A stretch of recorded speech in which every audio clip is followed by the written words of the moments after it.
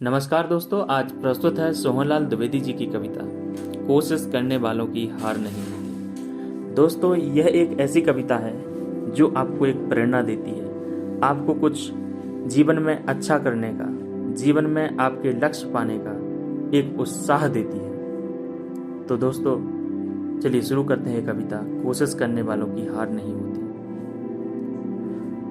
लहरों से डरकर नौका पार नहीं होती, लहरों से डरकर नौका पार नहीं होती, कोशिश करने वालों की हार नहीं होती। दोस्तों, कवि इस कविता में आपको यह बताने की कोशिश कर रहा है कि आपको मुसीबतों से, बाधाओं से नहीं डरना चाहिए और अपने जीवन में हमेशा अग्रसर रहना चाहिए। कवि भिन्न भिन्न उदाहरण देकर इस चीज़ को बताने की कोशिश कर रहा है कि अगर हम चाहें तो कुछ भी कर सकते हैं। जैसे पहला उदाहरण लिया है नौका का, कि लहरों से डरकर नौका पार नहीं होती।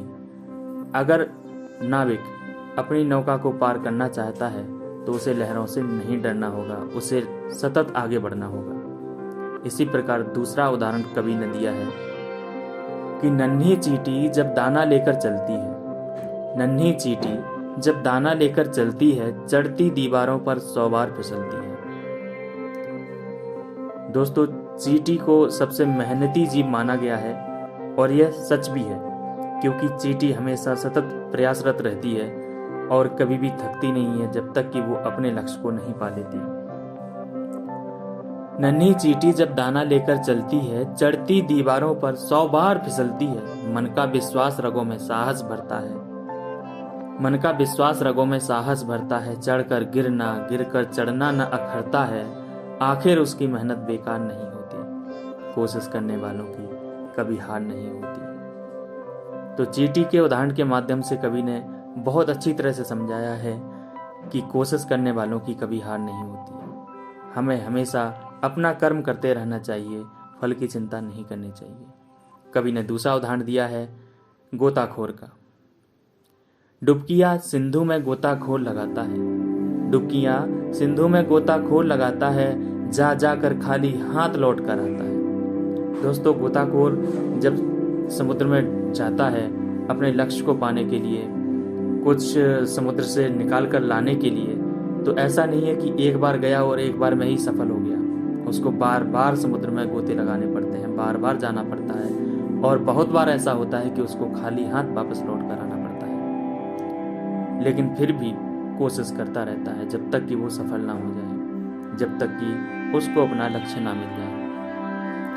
डुबकियां सिंधु में गोताखोर लगाता है, जा जाकर खाली हाथ लौट कर आता है। मिलते नहीं सहज ही मोती गहरे पानी में, मिलते नहीं सहज ही मोती गहरे पानी में, बढ़ता दुगना उत्साह इसी हैरानी में। जो गोताखोर है उसको कई बार खाली हाथ आना पड़ता है और जब वो खाली हाथ आता है तो वह दुगने उत्साह के साथ और गहराई में जाने की कोशिश करता है ताकि वो अपने लक्ष्य को पा सके। मिलते नहीं सहज ही मोती गहरे पानी में, बढ़ता दुगना उत्साह इसी हैरानी में, मुट्ठी उसकी खाली हर बार नहीं होती, मुट्ठी उसकी खाली हर बार नहीं होती।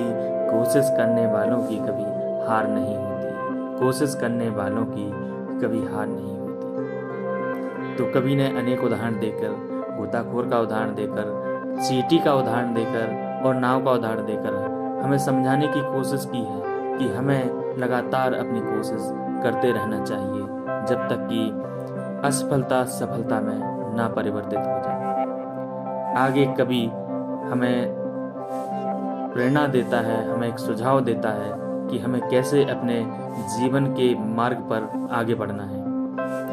असफलता एक चुनौती है, स्वीकार करो। असफलता एक चुनौती है, स्वीकार करो। क्या कमी रह गई, देखो और सुधार करो।